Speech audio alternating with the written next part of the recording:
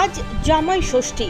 বিষ্ণুপ্রিয়া দেবীর বংশের জামাতা ধামেশ্বর গৌরাঙ্গ মহাপ্রভু বুধবার সকাল থেকে নদিয়ার নবদ্বীপ ধামেশ্বর মহাপ্রভুর মন্দিরে গৌরাঙ্গ মহাপ্রভুকে বিভিন্ন আচার মেনে জামাই হিসেবে বরণ করার রীতি শুরু হয়ে গিয়েছে।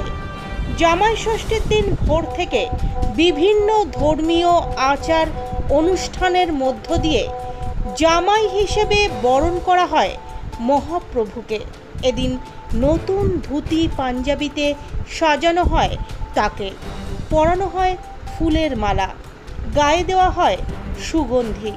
মহাপ্রভুকে নিয়ে এই মহা সমারোহের আয়োজন দেখতে প্রচুর দর্শনার্থীরা ভিড় করেন মহাপ্রভুর মন্দিরে। মধ্যাহ্ন ভোগ হিসাবে এদিন নিবেদন করা হয় শাক, থোর, মোচা, শুক্তো, রকমারি তরকারি, ডাল, ভাজা, ছানার ধোকা, পনির, ডালনা, পোস্ত। এছাড়াও বিশেষ ভোগ হিসেবে এদিন আমের রস ক্ষীরের সঙ্গে মিশিয়ে প্রস্তুত করা হয় জামাই ষষ্ঠী স্পেশাল আম ও নবদ্বীপের দই। সব শেষে দেওয়া হয় মশলা ও সাজানো পান। জামাই ষষ্ঠীর দিন প্রতি পদে সাজিয়ে দেওয়া হয় গৃহত্যাগী চৈতন্যদেব গোস্বামীদের জামাই রাজা। গোটা দিনের পুজোর মধ্যেই প্রকাশ পায় জামাই আদর। বিষ্ণুপ্রিয়া প্রাণ ধন সারা নবদ্বীপের মানুষের চোখে জামাই হিসেবেই আদর পেয়ে থাকেন। নবদ্বীপের মহাপ্রভু মন্দিরে কয়েকশো বছর ধরে চলে আসছে এই রীতি।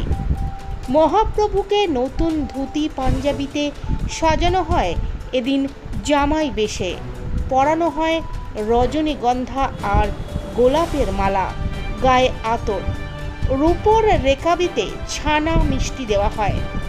সন্ধ্যাবেলা নাট মন্দিরে বিশেষ কীর্তনের আয়োজন করা হয়, উজ্জ্বল আলোকসজ্জার আয়োজন করা হয়।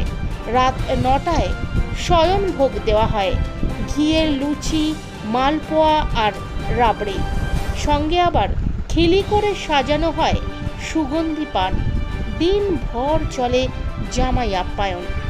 এটা জামাই ষষ্ঠীটা চলছে যবে থেকে মহাপ্রভুর বিষ্ণুপ্রিয়া দেবীর সঙ্গে বিয়ে হয়েছে, সনাতন মিশ্রের কন্যা বিষ্ণুপ্রিয়া দেবীর সঙ্গে বিয়ে হয়েছে, ঠিক তবে থেকেই জামাই ষষ্ঠী চলছে এবং তবে থেকে সনাতন মিশ্রের ঘরে হয়েছে এবং তারপর থেকে আমরা বংশ পরম্পরায় করে আসছি এবং জিনিসটা বেড়েছে আগের চেয়ে।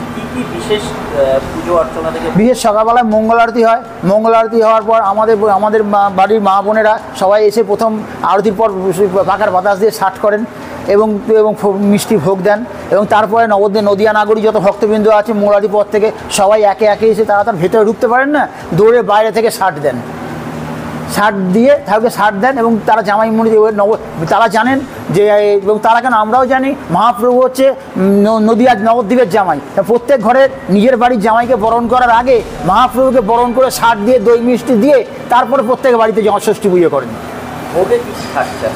আজ অন্নভোগে বিশেষ থাকবে হচ্ছে আম পানার শরবত থাকবে, আম দই থাকবে, রাবড়ি থাকবে, আরও নানাবিধ পঞ্চব্যঞ্জন থাকবেই এবং 5 ভাজা হবে এবং নানাবিধ তরি তরকারি হবে এবং আমাদের ঘরের মা বোনেরা যে সন্দেশ মিষ্টি তৈরি করবেন, বিভিন্ন রকম নাড়ু, চিড়ের নাড়ু, খইয়ের নাড়ু, তারপর আপনার যে পক্কান্ন যেগুলো বলে বেসন দিয়ে করে নানাবিধ জিনিস তৈরি হবে আমাদের ঘরের মা বোনেরা করবেন।